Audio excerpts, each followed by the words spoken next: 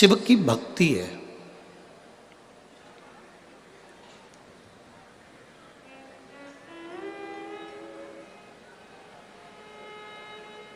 उसी तरह भगवान शंकर की अविरल भक्ति है, भगवान का भजन है, स्मरण है। मान लो आपके चित्त में, आपकी वृत्ति में, आपके मन में अगर शंकर की भक्ति विराजमान हो ही नहीं रही है, आप अथक प्रयास कर लें, आपने बहुत प्रयास करा पर शिव भक्ति हमारे भीतर प्रवेश ही नहीं कर रही है, तो जैसे किताब समझ में नहीं आती तो 2-3 बार पढ़ा जाए तो किताब समझ में आ जाती है, उसी तरह 2 या 3 बार शिव महापुराण की कथा को भले टीवी पर सुनो, मोबाइल पर सुनो, चाहे पंडाल में सुनो, 1 बार, 2 बार, 3 बार अगर शंकर की कथा को हमने अपने भीतर उतार लिया तो शिव का साक्षीकरण, शंकर का दर्शन हमारे सम्मुख में हो ही जाता है, ये निश्चित है।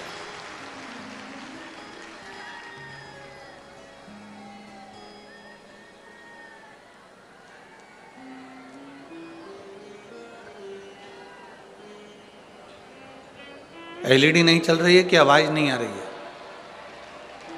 आवाज नहीं जा रही है।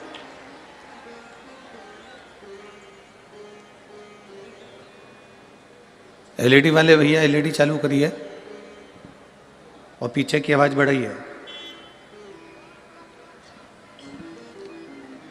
शिव भक्ति, भगवान शंकर की कथा, शिव तत्व,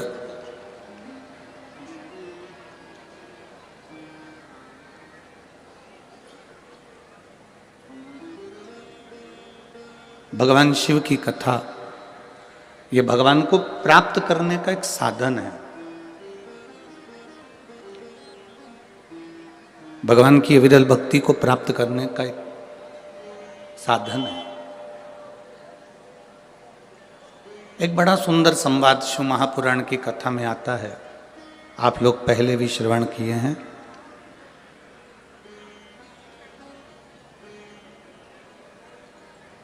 भगवान ब्रह्मा जी के मन में एक संशय उत्पन्न हो गया।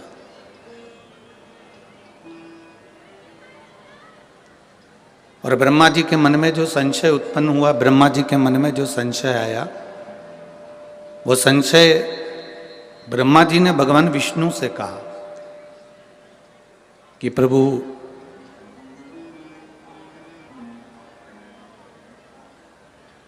मुझे मेरे पिता का नाम मालूम है। ब्रह्मा जी कहते हैं कि मैं भगवान विष्णु की नाभि से प्रकट हुआ हूं, इसलिए मुझे मालूम है कि मेरे पिता भगवान विष्णु हैं।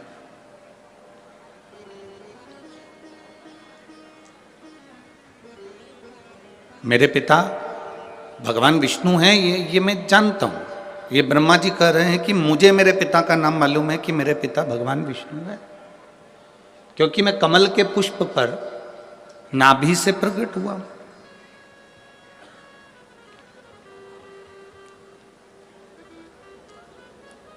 पर एक बात मेरे हृदय में समाती नहीं है कि मेरे पिता भगवान विष्णु हैं, पर भगवान विष्णु के पिता कौन है?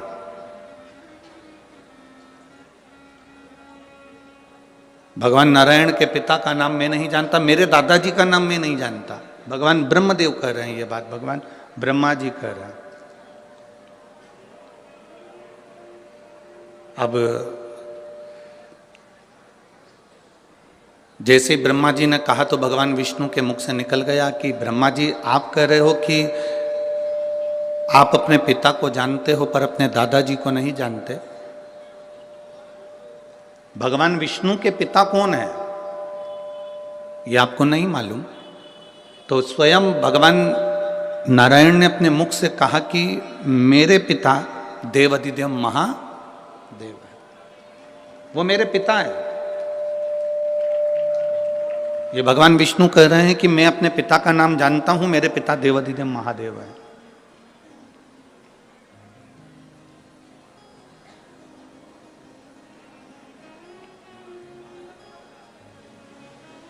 कहा, मैं आपके पिताजी का दर्शन इसी क्षण करना चाहता हूं और उनसे पूछना चाहता हूं, क्या भगवान नारायण को आपने प्रकट किया?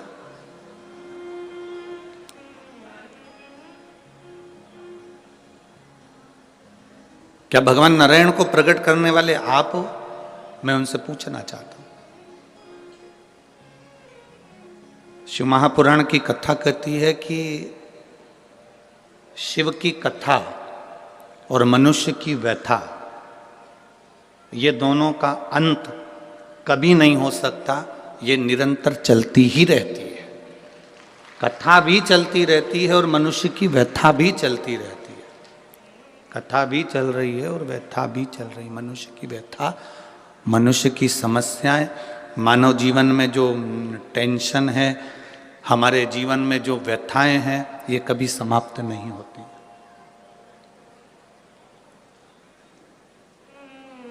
दुनिया के कई लोग ऐसे हैं जो व्यथा को समाप्त करने के लिए कई बाबाओं के चक्कर में पड़ जाते हैं।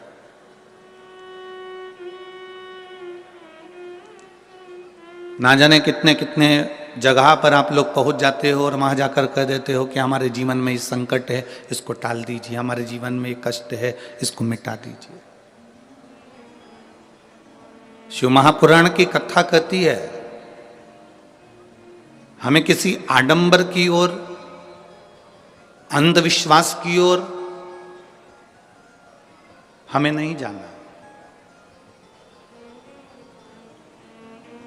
ऐसा संसार में कोई नहीं जन्मा जिसके जीवन में दुख नहीं आया।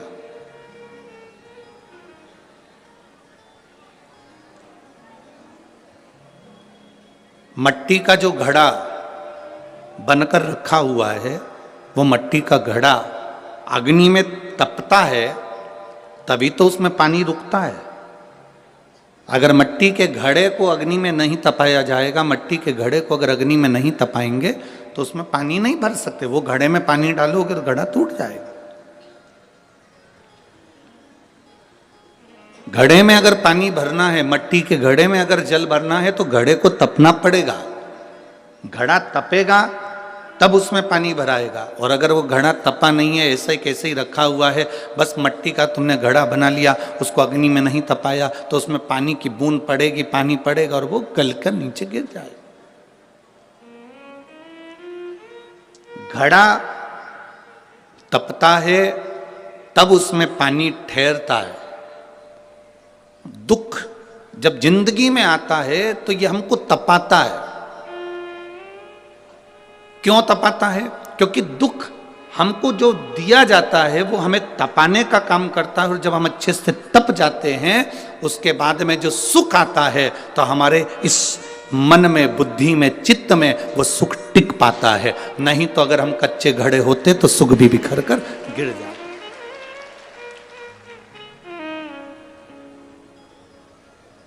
वो सुख भी समाप्त हो जाता। क्या राम जी की जिंदगी में दुख नहीं आया? क्या भगवान कृष्ण के जीवन में दुख नहीं आया?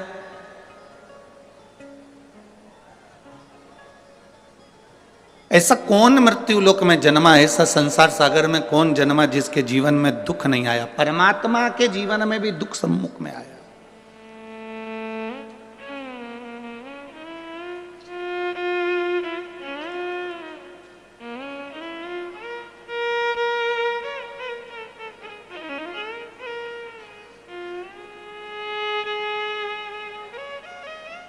एक बात हमने बहुत पहले कथा में कही थी, आपके स्मरण में अगर होगा, जितने लोग टीवी पर कथा सुनते होंगे उनके स्मरण में होगा।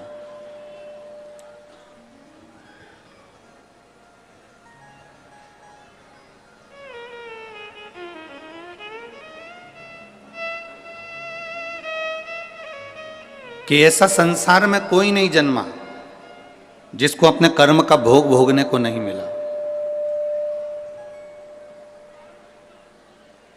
जो मृत्यु लोक में जन्मा है उसे अपने कर्म का भोग भोगना ही पड़ता है। बस अंतर इतना है कि सबका पेपर, जैसे परीक्षा हॉल में एग्जाम देते समय सबका पेपर, सबका जो पत्र है, पेपर है, वो अलग अलग होता है, उसी तरह हमारी जिंदगी में भी सबके एग्जाम देने का पत्र, पेपर अलग अलग होता है।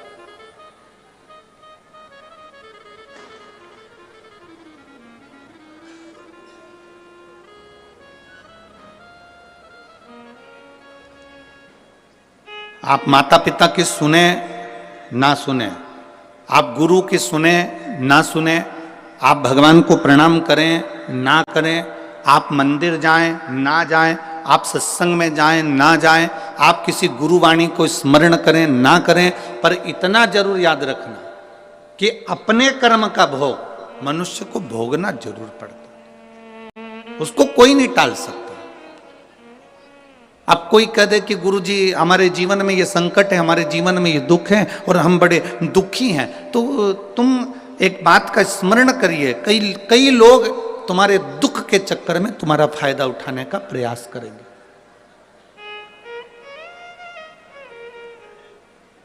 संसार के कई लोग ऐसे हैं जो तुम्हारे केवल दुख का फायदा उठाने का प्रयास करेंगे, पर ना, शिव महापुराण की कथा कहती है अगर जिंदगी में समस्या है, राम जी के जीवन में दुख आया तो उन्होंने रामेश्वर धाम की स्थापना करी और भगवान शंकर की पूजन करके लंका पर चढ़ाई करी। भगवान कृष्ण की 16,108 रानियां थी, एक भी रानी से औलाद नहीं हुई भगवान कृष्ण के यहाँ। 16,108 रानी से जब संतान नहीं हुई तब भगवान कृष्ण ने गर्गाचार्य बाबा के कहने पर एक एक रानी के साथ बैठकर 11-11 दिन तक भगवान शंकर का अनुष्ठान किया। तब शिव जी ने प्रसन्न होकर, प्रकट होकर भगवान कृष्ण को वर दिया कि तुम्हारी एक एक रानी के साथ तुमने 11-11 दिन तक बैठकर भगवान शंकर की आराधना करी है, तो मैं तुम्हें वर प्रदान करता हूं कि तुम्हारी एक एक रानी से 11-11 संतान होगी।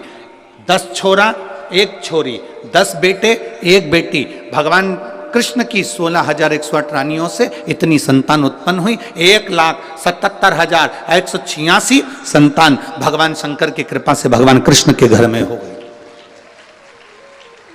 ऐसा कौन है जिसके जीवन में दुख नहीं है?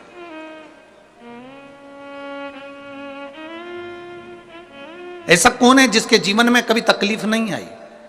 आती है, कष्ट आता है, रोग आता है, बीमारी आती है, दुख आता है, पर मैंने तेरे ही भरोसे बाबा, तेरे ही भरोसे हवा बिच उड़ती जावांगी, बाबा डोर हथो छड़ी में कटी जावांगी, भोले मैं तेरी बदन, शंभू मैं तेरी बदन, हवा बिच उड़ती जावांगी, बाबा डोर हथो छड़ी में कटी जावांगी। सबके जीवन में दुख है, सबके जीवन में तकलीफ है, पर जिसने शिव को साध लिया, भगवान राम जी ने शंकर भगवान की आराधना करी, शिव जी की पूजन करी, उनको साध लिया, गला पकड़ रहा है। भगवान शिव की आराधना भगवान राम जी ने करी, शिव को साध लिया, तो उनकी जिंदगी सार्थक हो गई। भगवान कृष्ण ने भगवान शिव की आराधना करी, साध लिया, उनका जीवन सुखमय हो गया। एक लोटा जल लेकर मंदिर जाने वाला जब भगवान शिव की भक्ति को साध लेता है तो दुख उस भक्त का नहीं होता, दुख मेरे भोलेनाथ का हो जाता है, आपका दुख उसका हो गया। एक पत्र है, देखिए,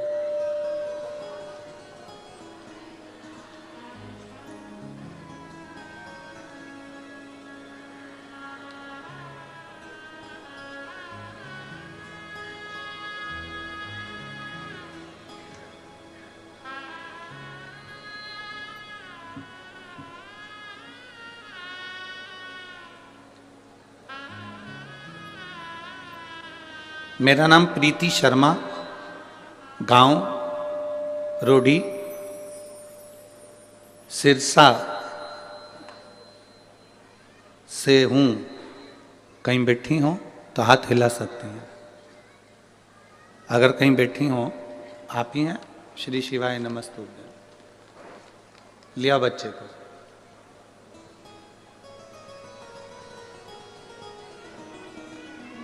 गुरुदेव, मेरा नाम प्रीति शर्मा है, गांव रोडी सिरसा से हूं।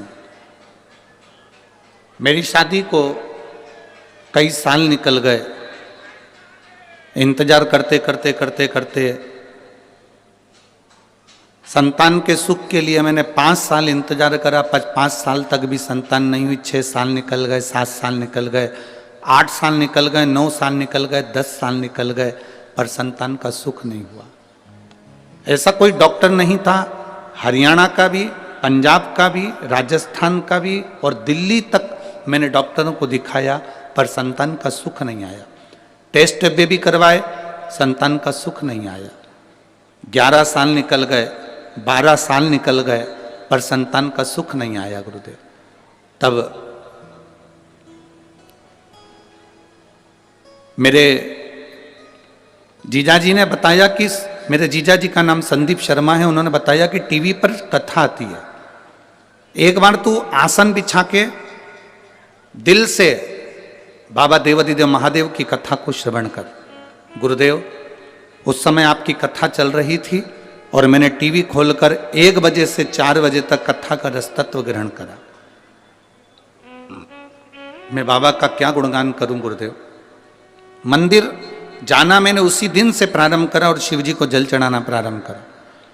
मैंने बाबा से प्रार्थना करी कि मैंने सारे डॉक्टरों से इलाज करवा लिया, टेस्ट बेबी भी करवा लिया, पर मुझे औलाद नहीं हुई है। बाबा आप कृपा करना।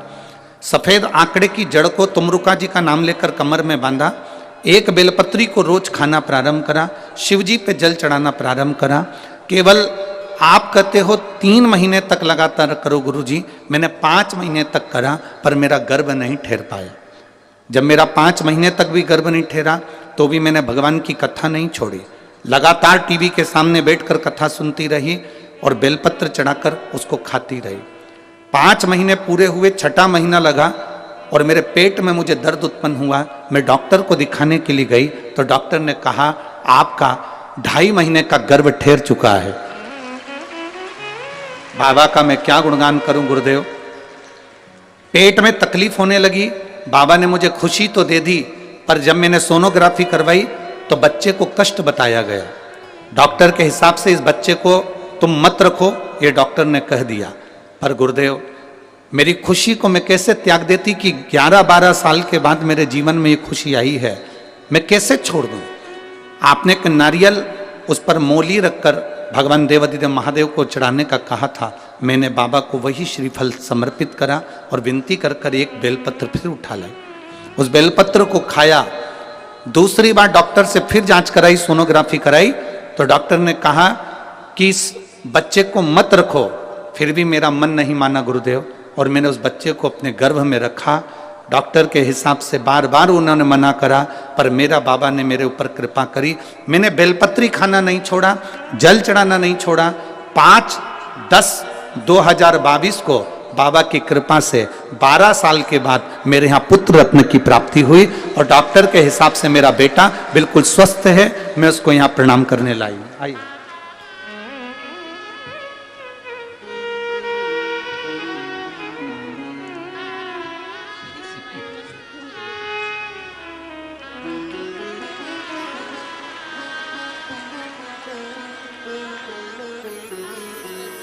प्रणाम करो।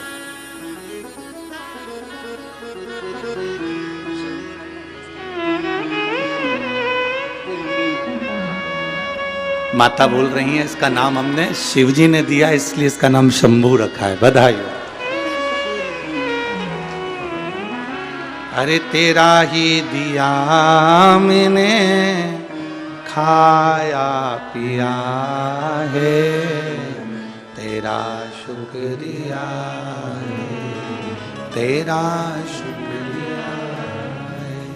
मुझे भोले बाबा ने बहुत दे दिया है, तेरा शुक्रिया है, तेरा शुक्रिया। शिव तत्व को भजना, शंकर की भक्ति को करना, भगवान को अपने भीतर उतारना सरल नहीं है महाराज।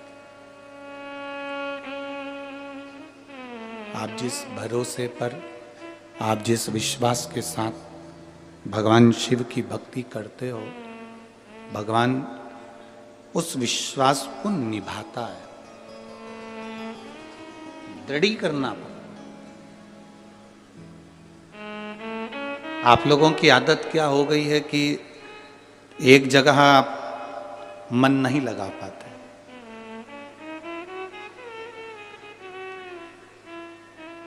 एक गुरुजी ने 2 चेले को भेजा कि मुझे प्यास लगी है, पानी लेकर आ और कुआं खोद के लाना। एक चेला कुआं खोदता गया, 15-20 फीट कुआं खोदा, उसमें पानी नहीं निकला। उसने दूसरा कुआं खोदा, उसमें पानी नहीं निकला। तीसरा कुआं खोदा, उसमें पानी नहीं निकला। चौथा कुआं खोदा, उसमें पानी नहीं निकला। और एक चेला कुएं को खोदता गया, खोदता गया, खोदता गया, आखिरी में उसमें पानी निकला। वो गुरुजी के लिए लेकर आ गया, वो गुरुजी के लिए जल लेकर आ गया। एक चेला 15 फीट यहाँ कुआं खोदा, 20 फीट वहां खोदा, 25 फीट वहां खोदा, 60 फीट वहां खोदा, 100 फीट वहां खोदा, 200 फीट वहां खोदा, 300 फीट वहां खोदा, पानी नहीं निकला। और एक शिष्य ने एक ही जगह पर नीचे तक खोदता गया, खोदता गया, खोदता गया, पानी तो निकलेगा ना। बस आपको भी ये कथा अपने भीतर उतार लेना है। हमारी आदत पड़ गई है, यहाँ से काम नहीं हुआ वहाँ पहुँच, यहाँ से नहीं हुआ वहाँ पहुँच गए, वहाँ से नहीं हुआ वहाँ पहुँच गए। 25 जगह कुएं खोद लिए पर पानी नहीं निकला। आपसे निवेदन है, एक ही जगह दिल लगा लेते, एक ही जगह भगवान की भक्ति में इतना चित्त, इतना विश्वास पक्का कर लेते तो कुएं में से पानी निकल ही जाता, ये निश्चित है। आप भरोसा दृढ़ करो ना, आप विश्वास पक्का करो, आपका दृढ़ता पक्की करो, विश्वास पक्का करिए, भरोसा पक्का करिए। और जितना जितना विश्वास पक्का होगा, जितना जितना भरोसा पक्का होगा, उतना उतना शिव तुम्हारे करीब में होगा, उतना उतना शिव तुम्हारे नजदीक में होगा। आप भरोसे को दृढ़ बनाने का प्रयास करो। भगवान विष्णु से पूछा, भगवान ब्रह्मा जी ने, तुम्हारे पिता शिव जी हैं? हाँ। मैं कैसे मान लूं कि तुम्हारे पिता शिव जी हैं? कई लोग आपको मिलेंगे और कहेंगे एक लोटा जल चढ़ाने से क्या सारी समस्या का हल हो सकता है? क्यों नहीं? मानो तो मैं गंगा मां हूं और ना मानो तो बहता पानी। आप मानोगे तो गंगा है, ना मानोगे तो बहता हुआ पानी है।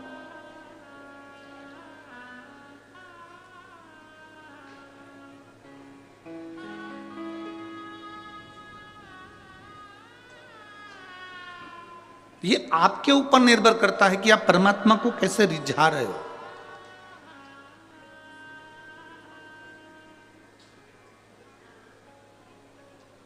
महाराज,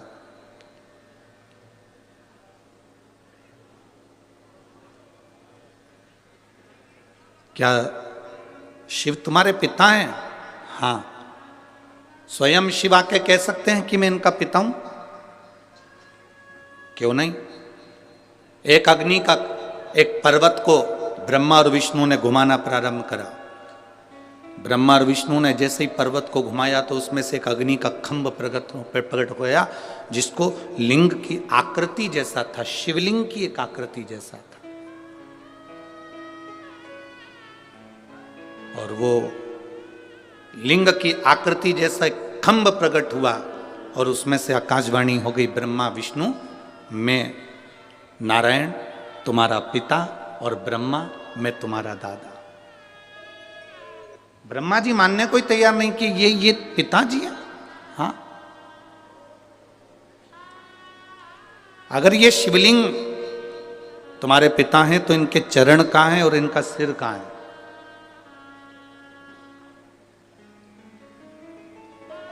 जिस शिवालय में आप जल चढ़ाने के लिए जाते हो, जिस शंकर जी के मंदिर में आप जल चढ़ाने के लिए जाते हो, उस शंकर जी के शिवलिंग में कोई तुमसे पूछे कि इसका चरण कहाँ है, इसका सिर कहाँ है, तो आप बता नहीं सकते, क्योंकि शिव महापुराण की कथा कहती है कि एक एक कण कण में, एक एक कण कण के अंदर मेरा शंकर का वासा है तुम्हारी मर्जी पड़े जहां से तुम उसको प्रणाम कर लो, वो वहीं से प्रकट होकर तुमको दर्शन दे देता है। उसको उसका स्थान नहीं ढूंढा जाता कि आगे कहां पीछे कहां।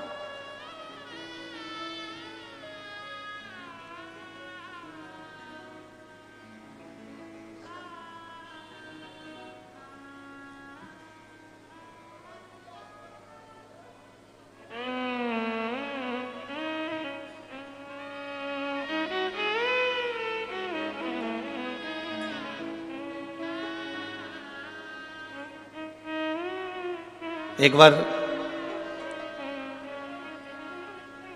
संत नामदेव जी महाराज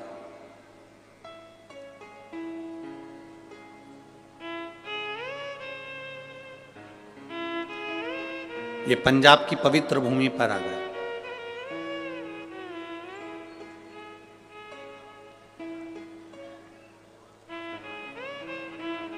ये पंजाब की पवित्र भूमि कोई साधारण सी भूमि नहीं है।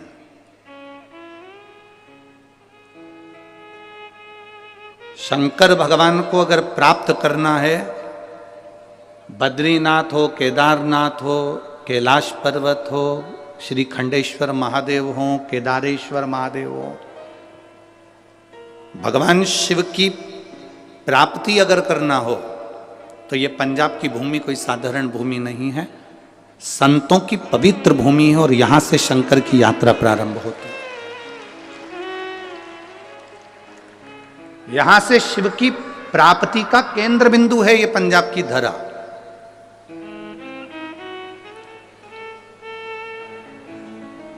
लोग कहते हैं गुरुजी पंजाब में गेहूं बहुत होता है।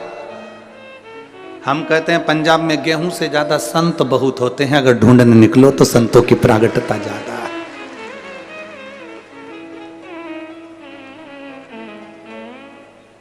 महाराष्ट्र में जन्मे हुए नामदेव जी महाराज, महाराष्ट्र में बड़े हुए नामदेव जी महाराज कई वर्ष इस पंजाब की भूमि पर निकाले हैं। नामदेव जी महाराज, गुरु नानक देव जी से उनका मिलन हुआ और गुरु नानक देव जी से जब मिलन हुआ तो नामदेव जी उस समय पर गुरु मंत्र नहीं लिए हुए थे। नामदेव जी का उस समय पर गुरु मंत्र नहीं हुआ था। अब गुरु नानक देव जी से उनका मिलना हुआ और गुरु नानक देव जी तो हम कहते हैं कि जो संत होता है ना, जो गुरु होता है ना, जो साधु होता है, वो शिव का एक रूप होता है। हम कहते हैं गुरु नानक देव जी भी शंकर का एक स्वरूप, शिव का एक रूप। बैठे हुए थे अड़भंग आनंद से। शिव ने करा क्या है? भगवान शंकर ने दुनिया से कुछ नहीं लिया, दुनिया के लोगों को दिया। आज भी गुरु नानक देव को मानने वाले जितने सिख समाज के लोग हैं, जितने सिख धर्म के लोग हैं, ये दुनिया से लेना नहीं जानते, ये दुनिया को देना जानते हैं। आज भी आप किसी भी गुरुद्वारे में चले जाओ, वहां लंगर चलता मिलेगा। आप किसी भी गुरुद्वारे के दरवाजे पर पहुंच जाओ, आपको वहां विश्राम मिल जाएगा। आप किसी भी गुरुद्वारे के सम्मुख में पहुंच जाओ, वहां आपको भरपेट भोजन मिल जाएगा। वहां यह नहीं पूछा जाता कि आप ब्राह्मण हो कि क्षत्रिय हो कि वैश्य हो कि शूद्र हो। वहां तो गुरु के दरवाजे पर आ गए, मतलब गुरु के आप बनकर आए हो, मतलब गुरु के हो आप। वहां यह नहीं पूछा जाएगा कि आप ब्राह्मण हो कि क्षत्रिय हो कि वैश्य हो कि शूद्र हो। वहां गुरु के होकर आए, गुरु के द्वार आए हो, गुरुद्वारे तक आए हो, तो वहां गुरु का दरवाजा। और हमको बहुत अच्छा लगा इस भटिंडा पंजाब में भी सिख समाज के लोग, सिख धर्म के लोग चारों तरफ इस ग्राउंड के आसपास में खूब सेवा कर रहे हैं और खूब प्रेम से सेवा में लगे हुए हैं। मैं धन्यवाद देता हूं सारी सिख समाज को, बहुत बहुत धन्यवाद है, साधुवाद है।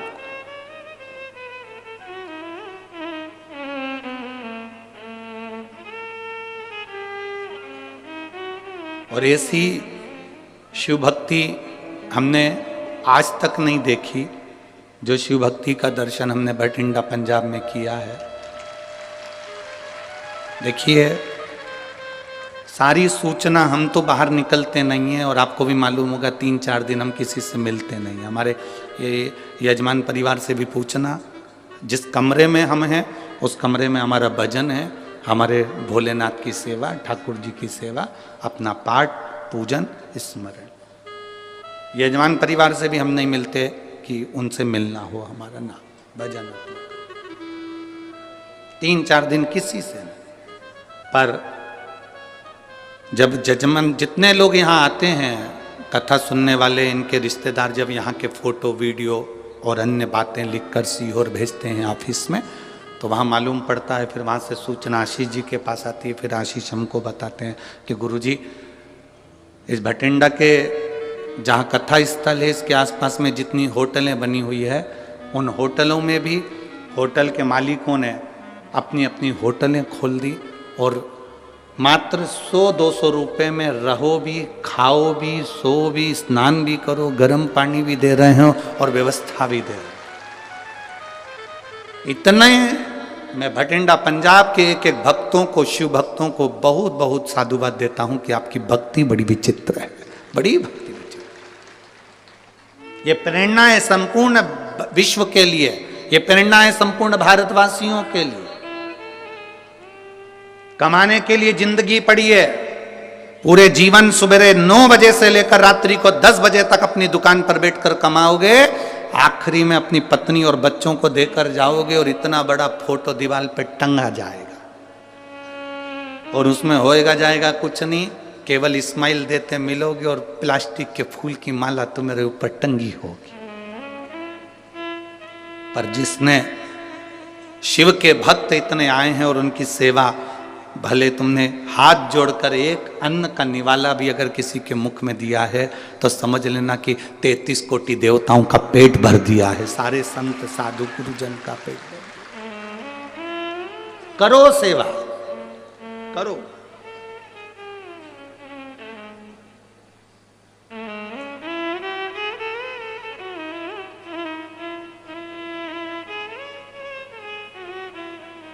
वो कहते हैं ना कि मिलती है राम नाम की दौलत कभी कभी, होती है अपने पंजाब में शिव पुराण कभी कभी मिल रही है। करो, डरना नहीं, भीड़ बहुत है।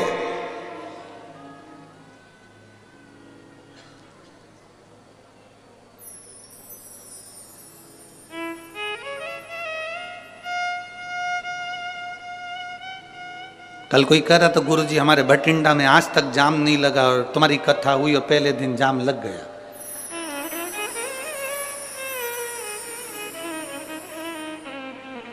हमने कहा जाम क्लियर हुआ कि नहीं हुआ वो बताओ। हुआ, धीरे धीरे हुआ। क्लियर तो हो गया ना? हो गया। आराम से ना, बिल्कुल आराम से। हमने उनसे कहा तुम चिंता मत करो, भोलेनाथ की कथा अगर थोड़ा बहुत जाम लगाती है तो ये बताती है कि तेरी जिंदगी भी ऐसी जाम चल रही थी पर मैं क्लियर कर दूंगा, तो चिंता मत करना, तो टेंशन मत ले। शिव तत्व को जान, भगवान शंकर की भक्ति कर, घबराना नहीं है। भीड़ बहुत है, बहुत ट्रैफिक है, ना ना ना, उसके दरवाजे तक जाना मेरा काम है और मेरी बिगड़ी बनाना तेरा काम। हम पहुंच गए उसके द्वार तक, फिर उसकी मर्जी।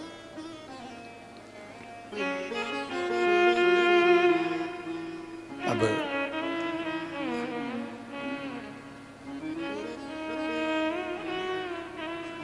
कहा महाराज बड़ी बोल्ड आवाज है, भगवान बड़ी कृपा है। कहा भगवान देवाधिदेव महादेव प्रकट होकर कहते हैं कि ब्रह्मा तुम मेरे पोते हो और भगवान विष्णु तुम मेरे पुत्र हो, तुम मेरे बेटे हो। शिवलिंग का कोई सिर दिखता है क्या? नहीं। शिवलिंग का कोई चरण दिखता है क्या? नहीं। संत नामदेव जी ने गुरु नानक देव जी से भेंट करी, और भेंट करी तो गुरु नानक देव जी आराम से लेटे हुए थे, विश्राम कर रहे थे, और संत नामदेव जी आए तो उठ के बैठ गए। दोनों की भेंट हो गई, दो संत आज मिल गए। गुरु नानक देव जी ने पूछ लिया नामदेव जी से, आपने गुरु मंत्र लिया है? नहीं, अभी नहीं लिया। मतलब आप भटक रहे हो। अगर गुरु मंत्र तुम्हारा हुआ होता तो तुम भटकते नहीं। गुरु नानक देव जी ने विश्वा थिएटर जी के पास में नामदेव जी को भेज दिया।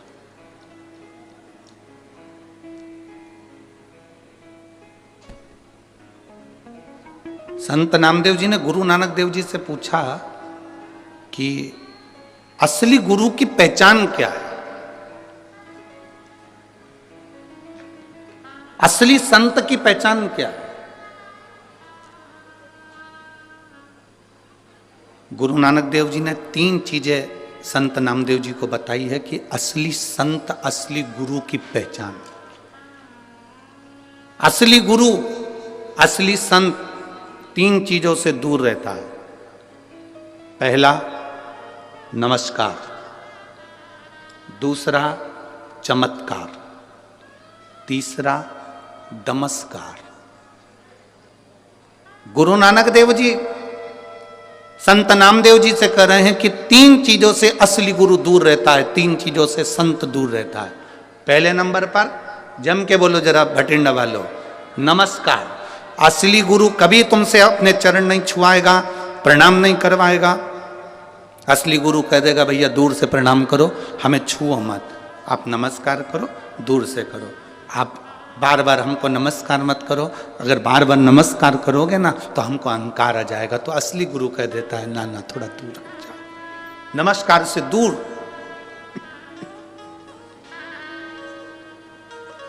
संत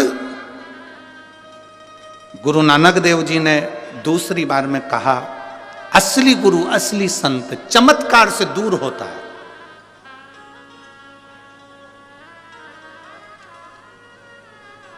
असली गुरु कभी चमत्कार नहीं करता, असली संत कभी चमत्कार नहीं करता। इसलिए शिव महापुराण जिस दिन चालू होती है उस दिन हम शिव महापुराण के प्रथम दिन में कह देते हैं कि शिव पुराण किसी चमत्कार को प्रमाणित नहीं करती कि चमत्कार होगा। पर इतना जरूर है, अगर 1 लोटा जल लेकर आप शंकर जी के मंदिर जाओगे तो तुम्हारी दुख कटेगा जरूर, ये निश्चित है। आज तक इस पुराण ने ये नहीं कहा कि ये चमत्कार हुआ या ये आप शंकर, अगर इनके घर में 12 साल के बाद बच्चा हुआ है तो ये शंकर को भजा इन्होंने, शिव महापुराण को सुना है इन्होंने, शिव जी के मंदिर गई हैं, ये स्वयं जाकर बेलपत्र चढ़ाया है, स्वयं जाकर भगवान शंकर की भक्ति करी है, इसलिए 12 साल के बाद संतान। एक पत्र में एक बहन ने लिखा,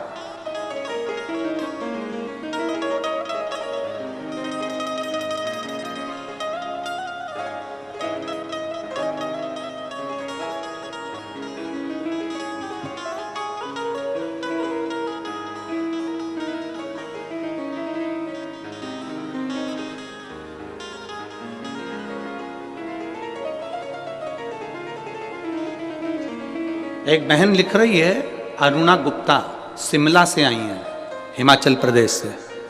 कहीं बैठी हैं?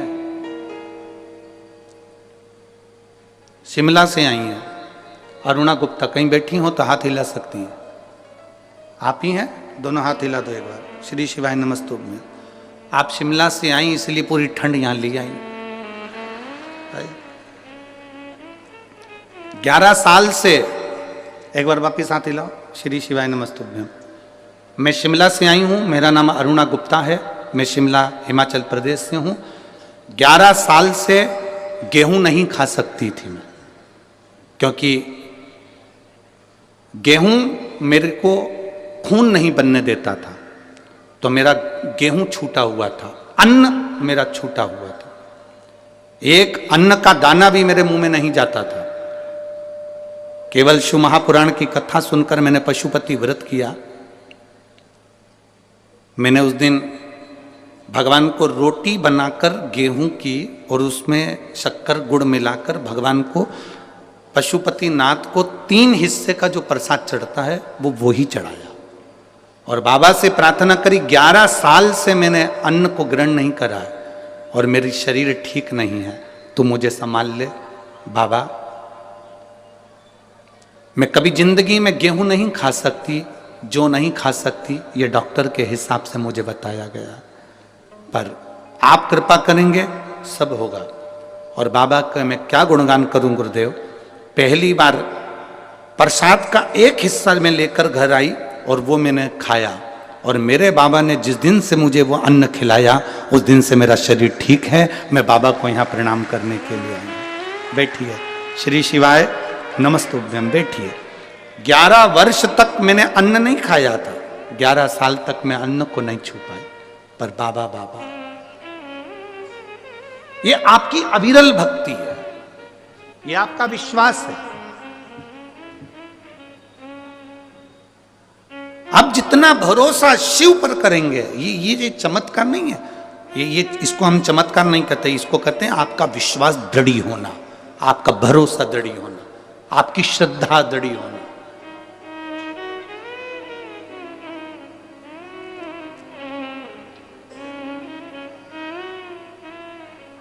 महाराज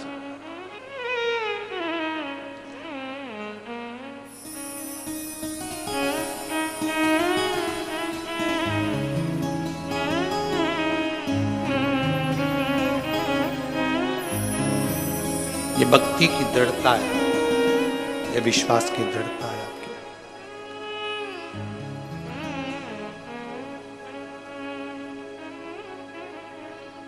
संत नामदेव जी से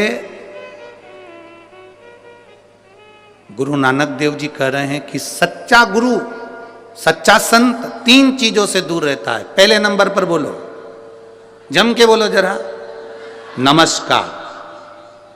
दुनिया के लोगों को नमस्कार बड़ा पसंद है, और केवल दुनिया के लोगों को नहीं, भगवान शंकर के ससुर को भी नमस्कार पसंद था, दक्ष प्रजापति को। शंकर जी बैठे थे, भोले वाले बैठे थे, सभा लगी थी, दक्ष प्रजापति आए, शंकर जी नहीं देख पाए।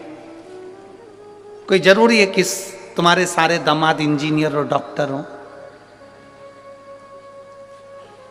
कोई कोई दामाद भोला भाला भी होता है, सरल सहज। एक व्यक्ति से डॉक्टर साहब ने कहा कि देखो तुम्हारे को शुगर बहुत है, शुगर की जांच करते रिया करो रोज हो।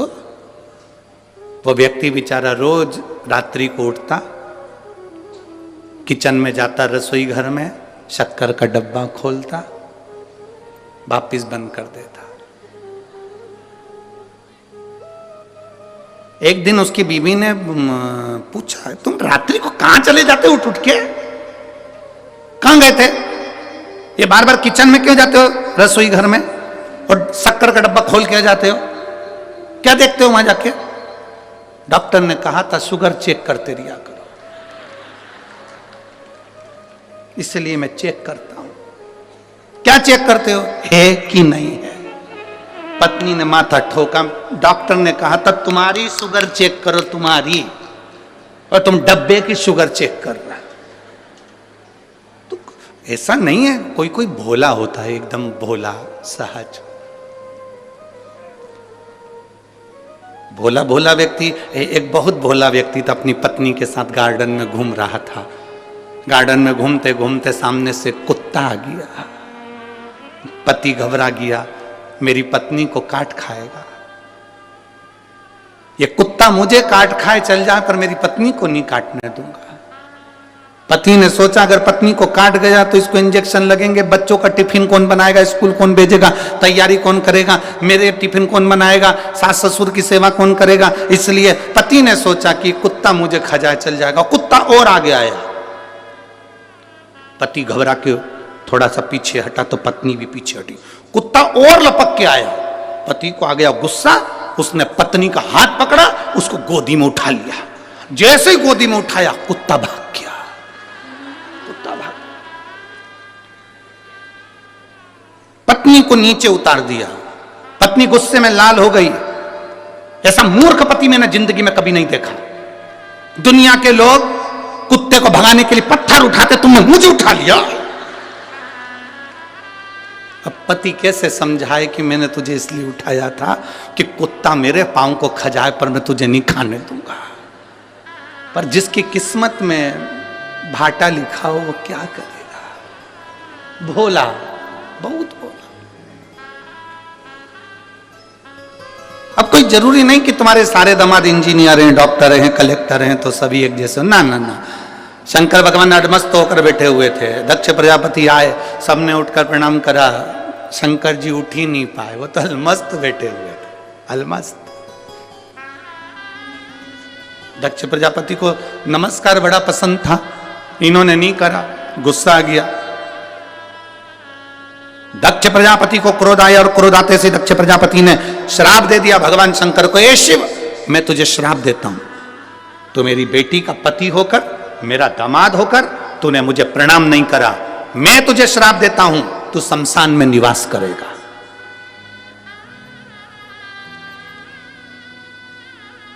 मेरा श्राप है तुझे, तू शमशान में निवास करेगा।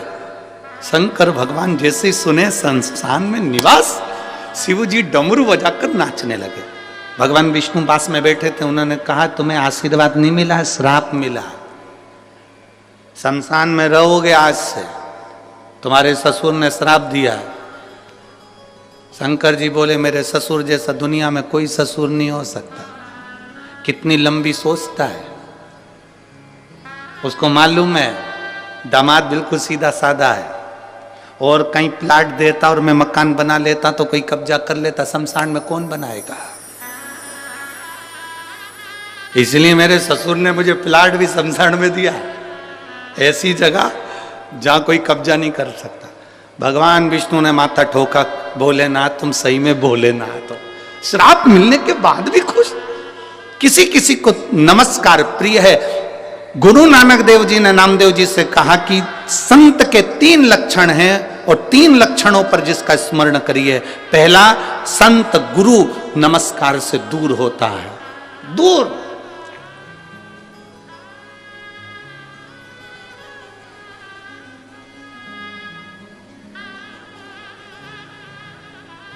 दूसरे नंबर का गुरु को, पहले नंबर का नमस्कार, दूसरे नंबर का जम जम के बोलो जरा, जम के, चमत्कार।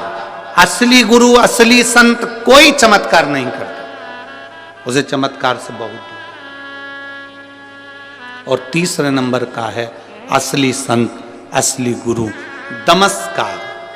कौन ने कितना रुपया दिया, कितना गया, कितना आया, उसे कोई मतलब नहीं है। उसको तो बस हरि भगवान का नाम लेना है, भगवत भजन करना है, स्मरण करना है, भगवान की भक्ति करना है, उसे कोई मतलब।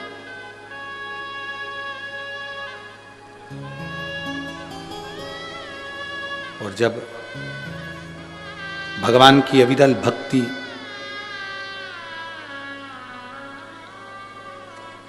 भगवान शिव की अविरल भक्ति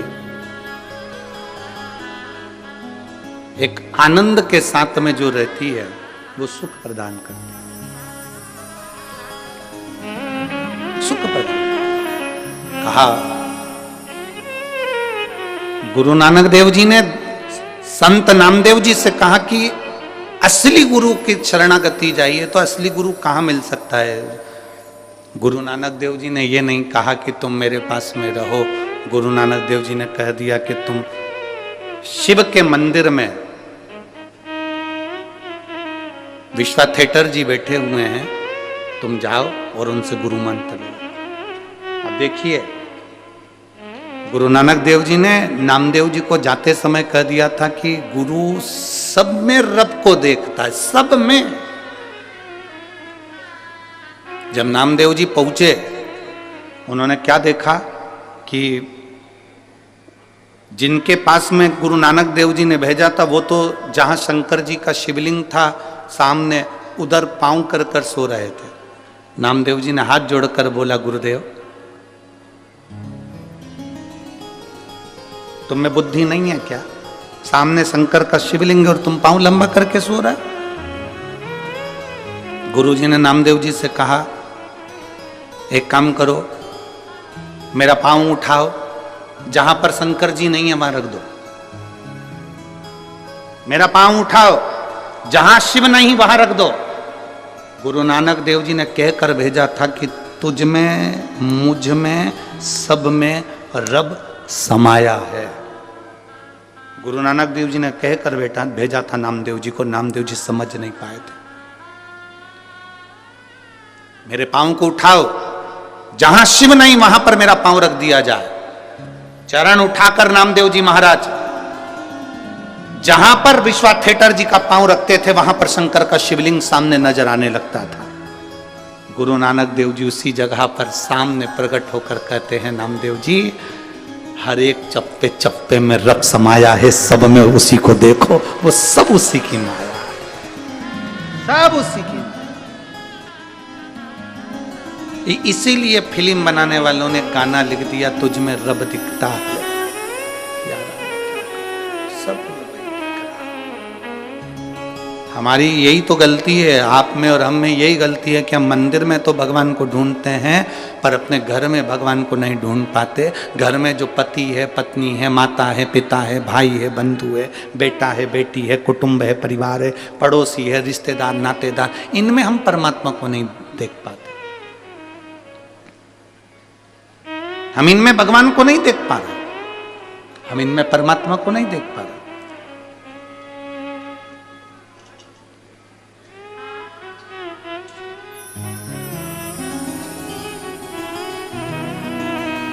हम दूसरी जगह देख रहे हैं। जैसे एक बार यमराज पृथ्वी पर आ गए और एक लड़के को लेने के लिए यमराज आए। उसका अंतिम समय चल रहा था, उसकी अंतिम सांस थी, अंतिम क्षण था, आज उसकी फाइल समाप्त होना थी और यमराज ने आते ही कह दिया।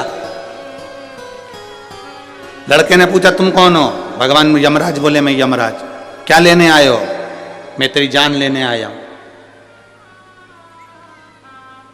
क्या लेने आए हो? मैं तेरी जान लेने के लिए आया हूं। मेरी जान? हाँ।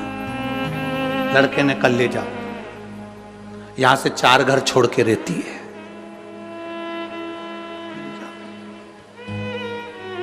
यमराज बोला, मैं तेरे प्राण लेने आया हूं। प्राण मेरे?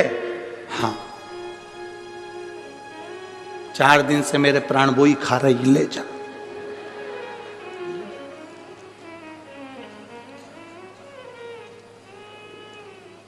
यमराज बोले, मैं तुझे मारने आया हूं। मुझे? मैं तो उससे शादी कर 6 साल पहले ही मर चुका हूं, ले जा। यमराज बोला, रहने दे, मैं तेरी जगह दूसरे को ले जाऊंगा, पड़े रहे। तू खुद मरा मराया, तेरे को क्या लेके जाऊं? क्या?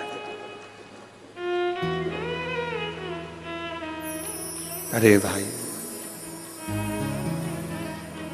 अरे मेरा बीते जीवन सारा भोले जी थारे चरणों में। मेरा बीते जीवन सारा भोले जी थारे चरणों में। मेरा बीते जीवन सारा भोले जी थारे चरणों में। मेरा बीते जीवन सारा भोले जी थारे चरणों में।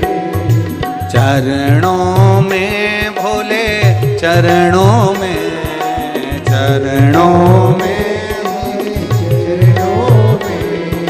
चरणों में भोले, चरणों में, चरणों में भोले, चरणों में। मेरा बीते जीवन सारा भोले जी तेरे चरणों में।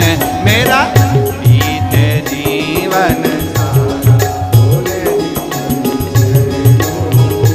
मेरा बीते जीवन सारा भोले जी तेरे चरणों में। मेरा बीते जीवन सारा भोले जी तेरे चरणों में।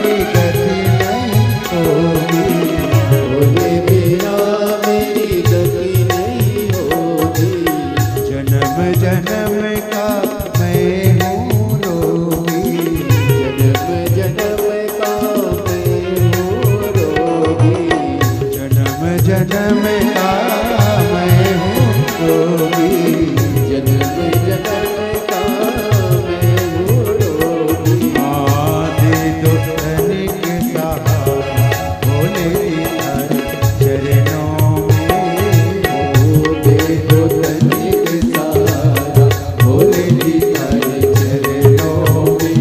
मेरा बीते जीवन सारा भोले जी तेरे चरणों में, मेरा बीते जीवन सारा भोले जी चरणों में, चरणों में थारे चरणों में, चरणों में थारे चरणों में, ओ चरणों में थारे चरणों में, चरणों में तारे चरणों में। मेरा बीते जीवन सारा भोले जी तेरे चरणों में, मेरा बीते जीवन सारा भोले जी चरणों में।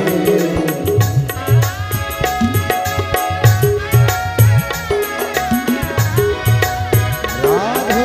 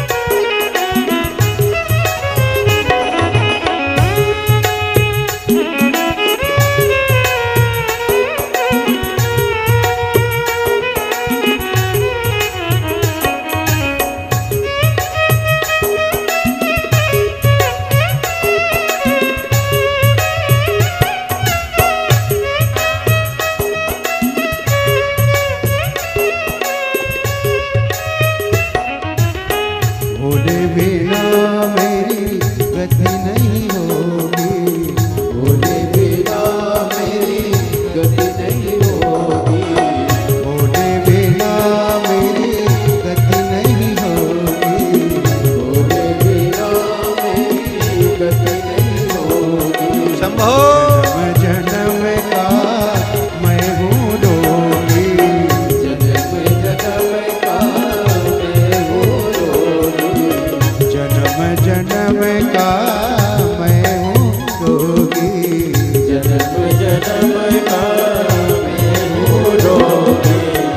दे दो तनी के सहारा भोले जी हर चरणों में, दे दो तनी के सहारा भोले जी हर चरणों में। मेरा बीते जीवन सारा भोले जी तेरे चरणों में, मेरा बीते जीवन सारा भोले जी हर चरणों में, मेरा बीते जीवन सारा भोले जी तेरे चरणों में, मेरा बीते जीवन सारा भोले जी हर चरणों में, ओ चरणों में बाबा, चरणों में, चरणों में बाबा चरणों में, ओ चरणों में थारे, चरणों में, चरणों चरणों में तारे चरणों में, मेरा बीते जीवन सारा भोले जी तेरे चरणों में, मेरा बीत जीवन सारा भोले जी हर चरणों में, मेरा बीते जीवन सारा भोले जी तेरे चरणों में, मेरा बीत जीवन सारा भोले जी हर चरणों में। हार हार महादेव। अपने स्थान पर बैठकर भगवान शिव से अपने मन की बात बड़े भाव के साथ दिल से बाबा देवाधिदेव महादेव से प्रार्थना करेंगे। जहाँ जगह मिले वहाँ बैठकर भगवान देवाधिदेव महादेव से अपने मन की बात कहें। कार्यकर्ता भी जहाँ जगह मिल जाए वहाँ बैठें और भाव से बाबा से प्रार्थना करें। बार बार अपने भटिंडा में शिव पुराण की कथा नहीं होती, इसलिए दिल से कहने का मौका मिला है। भाव से प्रार्थना करेंगे, दिल से कहेंगे, वो श्रवण करेंगे। जहां जगह मिले वहां बैठकर बोलिए, बड़े भाव के साथ में कहें। श्री शिवा नमस्तुभ्यं, श्री शिवाय नमस्तुभ्यं, श्री शिवाय नमस्तुभ्यं, श्री शिवाय नमस्तुभ्यं,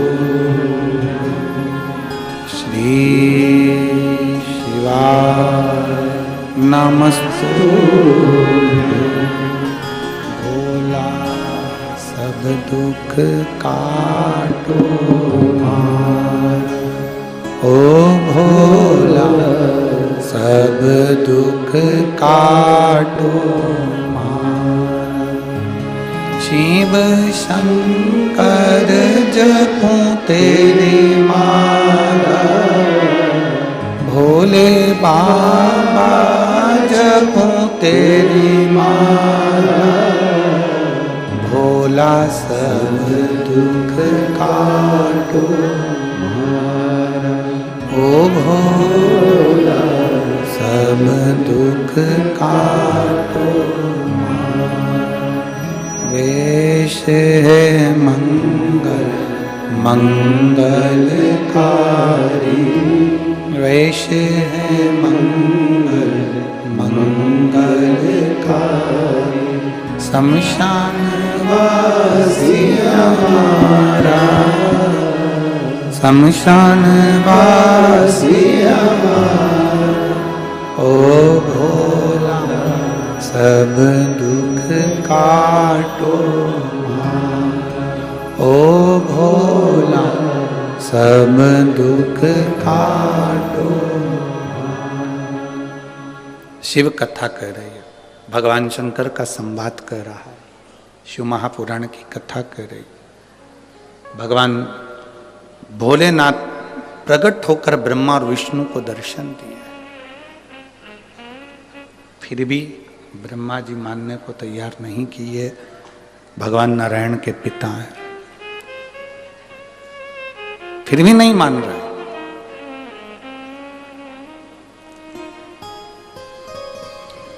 ब्रह्मा जी ने कहा तुम्हारे पिताजी के चरण के दर्शन और सिर के दर्शन करना है। भगवान विष्णु ने कहा मैं जानता हूं कि मेरे पिता के चरण और सिर का दर्शन करके करोगे क्या। चरण दर्शन करने के लिए भगवान विष्णु चरणों में चले गए पाताल लोक में। शीश का दर्शन करने के लिए भगवान ब्रह्मा ऊपर की ओर चले गए। भगवान विष्णु को तो मालूम था कि शंकर के शिवलिंग का चरण नहीं मिल सकता। बहुत सारे भ्रम फैलाने वाले दुनिया में लोग मिलेंगे, तुमसे कहेंगे शंकर जी कहाँ से प्रकट हुए, उनका मुख कहाँ है, शिवलिंग का चरण कहाँ है, शिवलिंग की पूजन का क्या महत्व है, शंकर की पूजन का क्या फल है। हंसते हैं लोग। आग लगे बस्ती में, अपन रहो मस्ती में। हंसने वाले हंसते रहेंगे, तुम्हें भगवान का भजन करते रहे। एक पत्र है देखिए, मेरा नाम सुनैना शर्मा, पत्नी विनोद कुमार शर्मा, मैं लुधियाना पंजाब से हूं। मेरा मोबाइल नंबर ये है, कहीं बैठी हैं। मेरा नाम सुनैना शर्मा, पत्नी विनोद कुमार शर्मा, मैं लुधियाना पंजाब से हूं। मेरा मोबाइल नंबर ये है, कहीं बैठी हो तो हाथ हिला सकती है। अच्छा उधर है, बेटा आया है क्या साथ में? बेटा आया? नहीं आया। मैं पंजाब की रहने वाली हूं। मेरा मोबाइल नंबर यह है। मेरा बेटा तक्ष, जिसकी आयु 7 साल है, उसको अगस्त 2022 में तबीयत खराब हो गई। उसको हम दिखाने के लिए डॉक्टर के पास लेकर गए। पंजाब के सबसे बड़े हॉस्पिटल में पीजीआई में लेकर गए, जहां उसको लीवर का तकलीफ बताया। फिर उसको मुंबई भेज दिया गया, जिससे पता चला कि उसको एक बीमारी हो गई है जिसका नाम है DMD।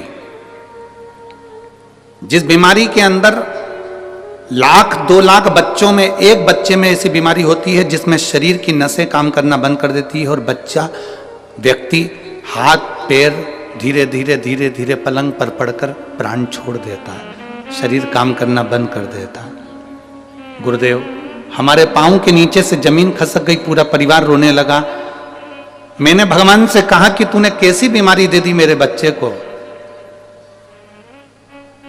धीरे धीरे उसके पांव की नसें सिकुड़ना चालू हो गई, उसका चलना बंद हो गया, पड़ा रहता है एक जगह।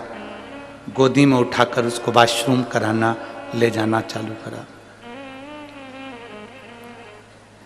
डॉक्टरों ने कहा ऐसे बच्चों की उम्र 18 से 20 साल तक होती है, इसके बाद वो बच्चा नहीं रहता है।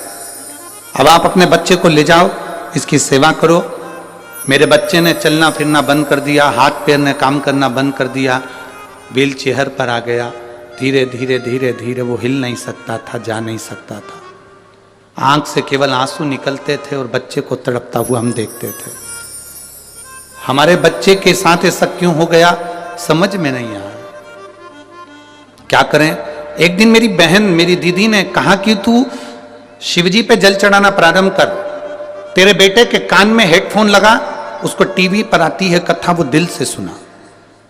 मोबाइल से मैं अपने बेटे को कथा सुनाने लगी। मेरा बेटा पलंग पर से उठ नहीं पाता था, चल नहीं पाता था।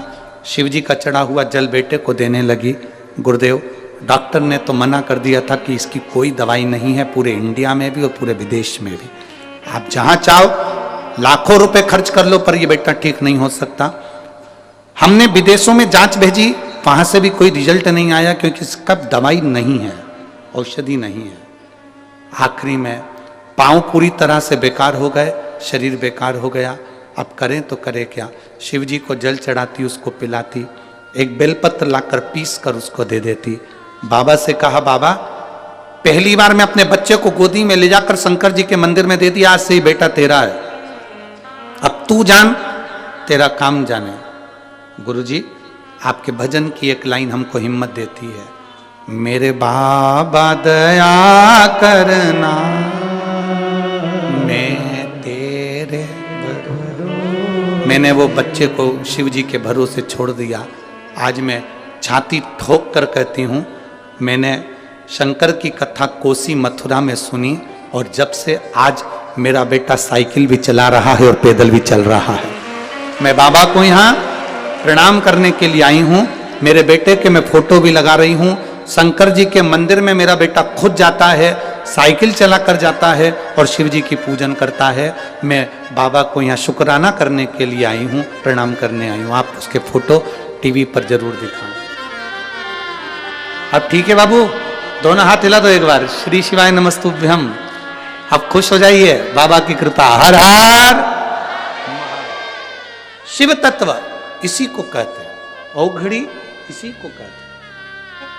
दो फोटो लगाए, एक शंकर के मंदिर का और एक साइकिल चलाते। शिव तत्व इसी को कहा। भोलेनाथ दया करना, मैं तेरे। बैठिए, बैठ जाओ। भरोसे, उसके भरोसे हम जिए। सारी समस्या का हल एक लोटा जल। शिव चमत्कार नहीं करते, आपका विश्वास, आपका भरोसा, आपकी दृढ़ता स्वयं चमत्कार करती है। और मेरी जीजियों, भटिंडा के मेरे जीजाओं, मेरी जीजियों, मेरी बेटियों, मेरे बेटाओं,